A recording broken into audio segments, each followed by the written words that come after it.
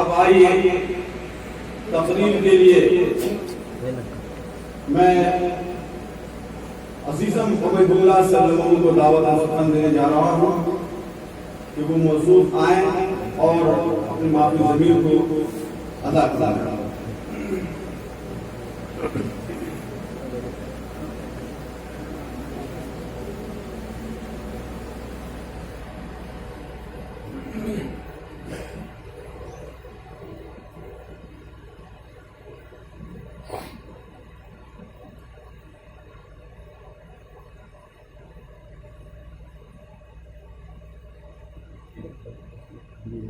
السلام علیکم ورحمۃ اللہ وبرکاتہ. وعلیکم السلام ورحمۃ اللہ وبرکاتہ.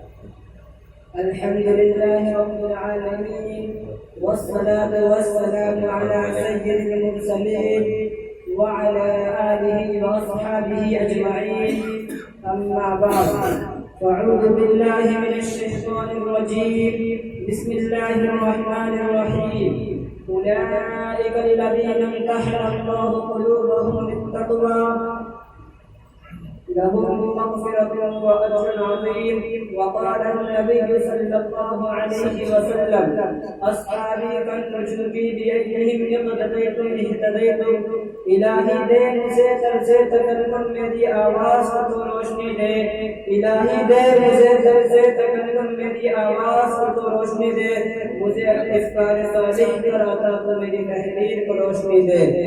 لاحظ احترام معزز سامعین کرام، آج کے اس باوقار اجلاس میں ان اصحاب خیر کا تذکرہ ہوگا جن کے بارے میں اللہ جل جلالہ وعما نوالہ نے ارشاد فرمایا یہ وہ لوگ ہیں جن کے دلوں کو اللہ پاک نے تقوی کے لیے خالص کر دیا اور ان کے لیے مغفرت کا اعلان اجر عظیم ہے.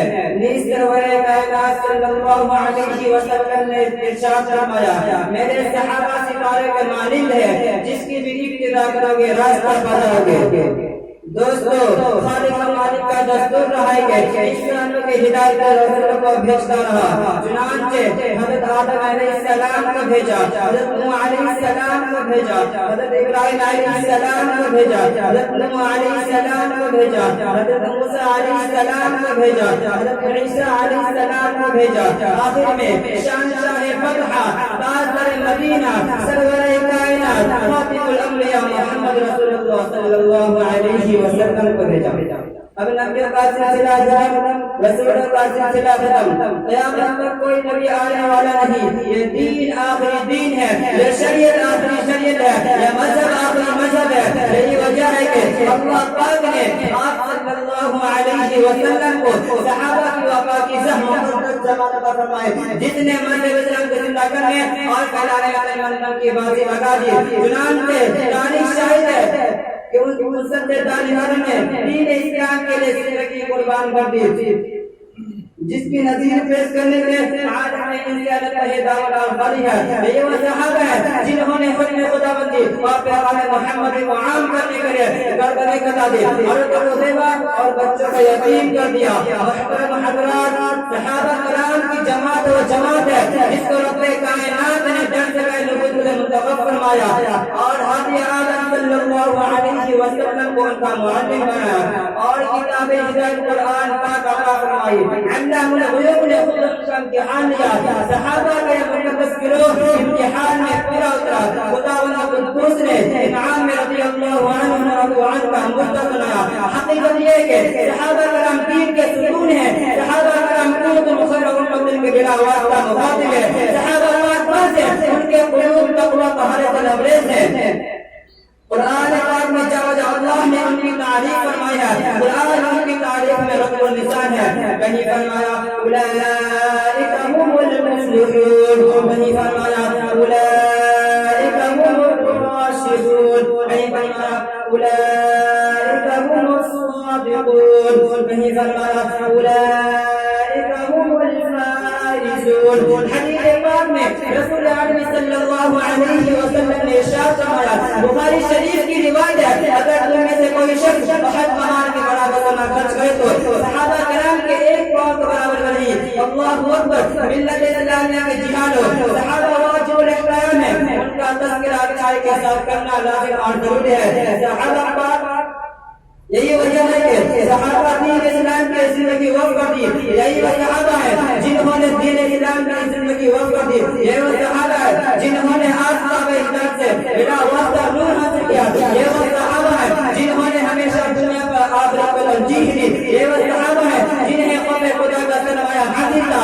یہ وہ صحابہ ہے جنہوں نے گھر بار چھوڑ کر رضا حق اپنی زندگی بنایا. یہ وہ صحابہ ہے جنہوں نے جو حق کو صداقت کا مجسم نمونہ دے. یہ وہ صحابہ ہیں جو اس طرف کا مجاہد تھے. یہ وہ صحابہ ہیں جنہوں نے نئی نئی دلہن کو چھوڑ کر صدائے جہاد کا لبیک کہا. یہ وہ صحابہ ہیں جن کی لاش کو فرشتوں نے غسل دیا. یہ وہ صحابہ ہیں جو موت سے نہیں بلکہ موت سے ڈرتی تھی. یہ وہ صحابہ ہیں جن کو سمندروں نے راستہ دیا. یہ وہ صحابہ ہیں جن کو شیر نے سواری دی. یہی وجہ ہے کہ دربار گزرے تھے ان کو صحابی کو نجوم کا مستہ ملا.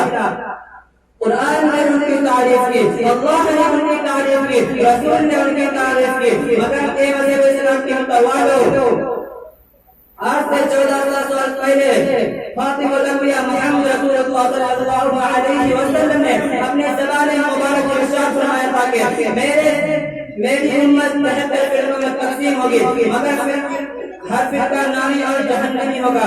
اگر ایک فرقہ نجات پانے والا ہوگا, نجات پانے والا فرقہ وہ ہوگا جو میرے اور میرے صحابہ کے نقشہ قدم پر گامزن ہو. اسی چند باتوں کا اپنے تقریر ختم کرتا ہوں.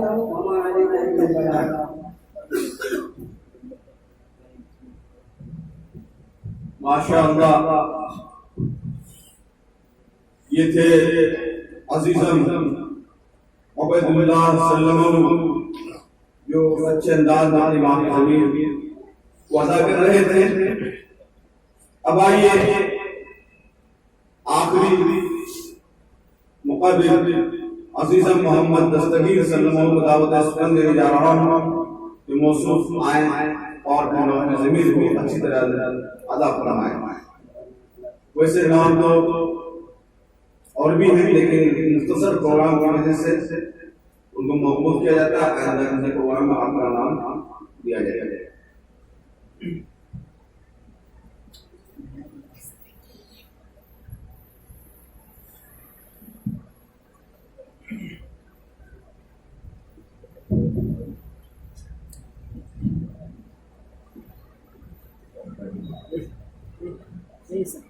سرفراز میں تو بڑا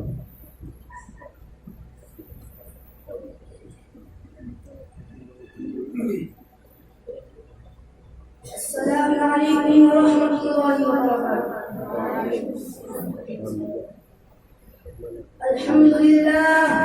الحمد لله الذي أبدع الأفلاك والأرضين والصلوات على من كان نبيا وآدم بين الماء والطين وعلى آله وأصحابه أجمعين. فأعوذ بالله من الشيطان الرجيم. بسم الله الرحمن الرحيم. يا أيها النبي حرض المؤمنين على القتال. صدق الله العظيم. جوانوں یہ صدائیں آ رہی ہے آبشاروں سے, جوانوں یہ صدائیں آ رہی ہے آبشاروں سے. چٹانیں چور ہو جائے تو وہ عزم صبر پیدا. تقابی روح جب بیدار ہوتی ہے جوانوں میں, تقابی روح جب بیدار ہوتی ہے جوانوں میں, نظر آتی ہے ان کو اپنی منزل آسمانوں میں. نہیں تیرا نشیمن قصر سلطانی کے گنبد پر, نہیں تیرا نشیمن قصر سلطانی کے گنبد پر, تو شاہی ہے بشیرہ کر پہاڑوں کے چٹانوں میں. صدر دی وقار اور مہمانان احترام اور گلشن محمدی کے جوش بخشا پھولو, آج آپ حضرات کے سامنے سعدی الشان جس نے آزادی کے موقع پر میری تقریر کا عنوان ہے جنگ آزادی ہند میں علماء دیوبند کا کردار ہے. دعا کریں اللہ تعالیٰ مجھے حق بات کہنے کی توفیق عطا فرمائے, آمین. حضرات, جب ہم تاریخ کا مطالعہ کرتے ہیں تو تاریخ کی کتابوں کی ورد گردانی کرتے ہیں. وہ ہمیں یہ بات روز روشن کی راہ بیان کی ہے کہ سیدنا حضرت آدم علیہ السلام سے لے کر آخری نبی آقا نامدار مدینے کے تاجدار شہنشاہ بطحہ تاجدار عرب امام الانبیاء سید المرسلین احمد مجتبی محمد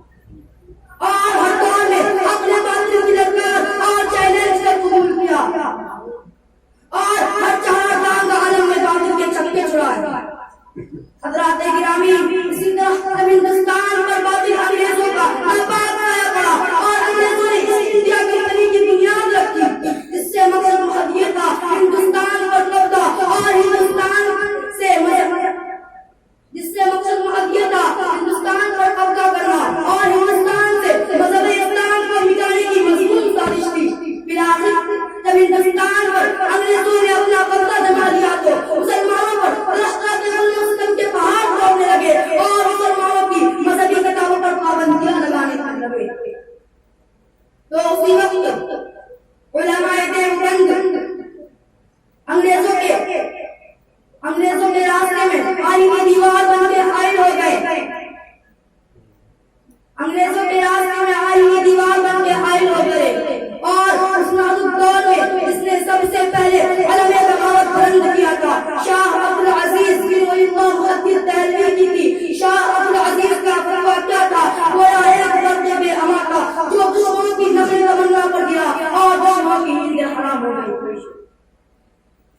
جگہ جگہ آزادی کے شعلے بھڑکنے لگے، جگہ جگہ آزادی کے پرچم لہرانے لگے، سینوں میں ہولے مچلنے لگے، آسمان نے اپنائی دینی شروع کر دی اور دشمنوں کو بھگانے کی ایک مضمون سازش دارالعلوم دیوبند کا قیام عمل ہے، جس سے بے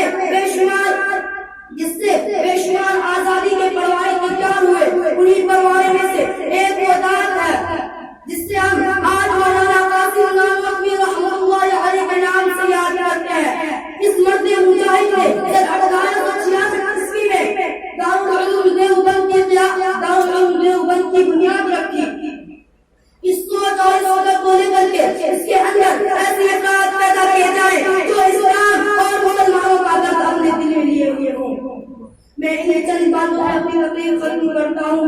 وآخر دعوانا الحمدللہ رب العالمین۔